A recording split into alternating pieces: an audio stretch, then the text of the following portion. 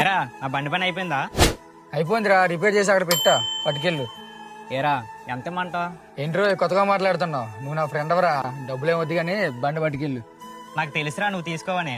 సర్లేగానే ఒక చిన్న హెల్ప్ చేస్తావా? ఏంట్రా అది?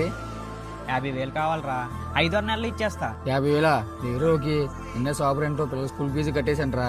పనులు కూడా అంతంత మాత్రం ఉన్నారా? ఈసారి నువ్వు అడిగినప్పుడు కంపల్సరీ ఇస్తాను రా. సర్లే.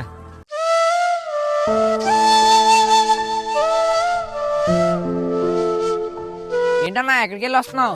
మన సందులో మెకానిక్ షాప్ ఉంది కదా, అక్కడ బండి రిపేర్ చేసుకుని వస్తున్నాను. ఓ మీ ఫ్రెండ్ దగ్గర? ఫ్రెండ్ పేరుకే ఫ్రెండ్. 50,000 పడితే ఇవ్వలేకపోయినారా. ఆల్రెడీ ఫ్రెండ్ ఉంటే అంత, లేకపోతే అంతరా.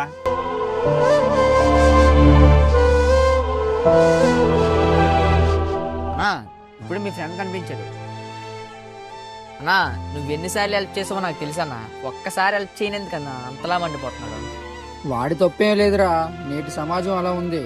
నువ్వు 99 సార్లు హెల్ప్ చేయి, నీ పరిస్థితి బాగా ఒక్కసారి హెల్ప్ చేయకపోయినా నువ్వు చేసిన 99 మర్చిపోయి ఆ ఒకటే గుర్తు పెట్టుకుంటారా. ఇప్పుడు మనుషులు ఇలాగే ఉన్నారు. వీళ్ళు నిప్పు పెట్టడానికి అగ్గిపెట్టి కూడా అవసరం లేదు. వీళ్ళు ఎలాంటి బంధాన్ని సరే నోటి మాటతో తగలెట్టేస్తారు.